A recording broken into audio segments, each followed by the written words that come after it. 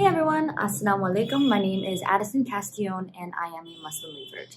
So I've been a Muslim now for about 2.5 years, alhamdulillah. I reverted in November 2018, around that time. So it's been about 2.5 years. Alhamdulillah, these years have been honestly the best years of my life. I've completely transformed into the best version of myself. My life has completely transformed in the best way. And it's just been an amazing experience for me. I actually learned about Islam through the person who is now my husband. So we met in New York City. We were having a shared apartment. He moved in down the hall. Before that, I literally did not know any Muslims at all. I obviously have heard of the religion Islam, but I had never, ever interacted with a Muslim before. Honestly, maybe in school, once or twice. My school wasn't very diverse growing up. But yeah, I never knew Muslims. I never knew about Islam. I knew nothing. So he was the first Muslim that I met. Obviously, we were living together, so we saw each other all the time. And slowly but surely, we became friends. So we would hang out. He was living with his friends as well. So we would all hang out, and we became really close. And slowly but surely, I started to learn about Islam through him. Alhamdulillah, alhamdulillah. And at the time, I was a very spiritual person. I did not follow any religion. I never followed any religion growing up. Some of my family were Catholics, but we weren't super religious. I never connected with Catholicism. I never considered myself a Catholic, but I was very spiritual. I had studied Buddhism. I was very into spirituality, but I didn't connect with any religion that I had found so far.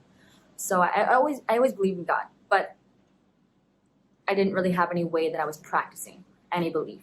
We would spend time together. We were friends. And I would see him do things like make namaz, make salah, prayer. And I would always be really interested. Oh, what are you doing? What does this mean? It kind of reminded me of a form of yoga or meditation. At the time, I was really into yoga. So I was like, oh, wow, this is really cool. I wanted to know what it was. So he explained it to me. And I was like, wow, this is really great. This is nice. And I loved how he did it 5 times a day. This was always nice. He took time out of his day, multiple times a day, to connect with God. So this really, I liked this already from the start. So then the next thing that I was exposed to in Islam was Ramadan. I'm sorry, it's so loud here. I'm in India, and it's monsoon season, so it's storming outside, but in general, India is so loud. There's literally nowhere in the house that I can find that is quiet. So I'm sorry if the background noise is too much. But what was I saying? Yes, so Ramadan. Obviously, he was fasting for Ramadan. And we were friends, and we were really good friends. We were living in the same exact place, So obviously, we were around each other all the time. And when he would be fasting, first of all, I asked him, what is Ramadan? What are you doing? And he told me all about Ramadan, how they fast to practice self-control, spiritual discipline, these kinds of things, having compassion and empathy for the poor, learning, not focusing on physical things, but focusing more on spirituality for this month. So I was like, wow, this is incredible. This practice is great. Even non-Muslims should do this. This is really good. So, and just being around him in general, when he was fasting and I wasn't, I'm not going to eat or drink around someone who's fasting. So I was like, okay, you know what? This sounds really great. Fasting. I know a lot of people, even non-Muslims, they do fasting. It's a great way to practice self-discipline, all these things. So I was like, okay, I want to do it. I want to do Ramadan with you. I didn't do it perfectly. Obviously, I wasn't fully committed to the fasting. I wasn't doing it for religious purposes. I just wanted to try it.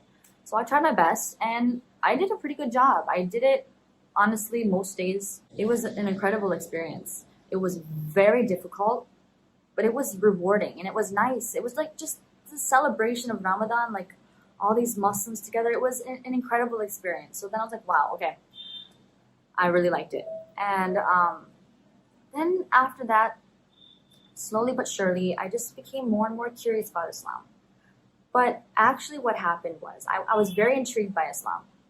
But then when I started learning more about Islam and kind of doing my research, I found a lot of things on the internet, a lot of things that were just that I did not like at all. There was a lot of misconception that I found on the internet. I was like, oh, wow, no, I do not like Islam. I don't want to follow Islam. I don't like it at all. Then I researched more because my husband, who was still my friend at the time, I would confront him about these things. I'm like, what is this? Like, I would find something on the internet that was wrong, either misogynistic or like male dominating, something like that. And he's like, this is not Islam. This is culture. This is not the real Islam. People do this culturally. So then I was like, okay. So he would give me good sources and help me kind of learn about his Islam. He would have such a friendly approach to it that it really, his approach was so nice and not forceful and not trying to impose his beliefs on me that I was willing and wanting to learn more about it. I learned more, and then I started to realize how a lot of the things that I had found were an intertwinement of culture and religion, and not the religion itself. So basically, I would find things online, and I would question it in a way that was doubtful, okay? Like, I would be doubtful of something, and I would question it. And for every single thing that I doubted or that didn't make sense to me, I would find an answer for every single thing that was logical, that had aligned with my previous beliefs, that was, like, everything I found was such a logical way of life. Everything. I remember, like, I would find something and then I'd learn the reason for it, and I'm like, oh my God, wow, that makes a lot of sense. Why doesn't everyone do this?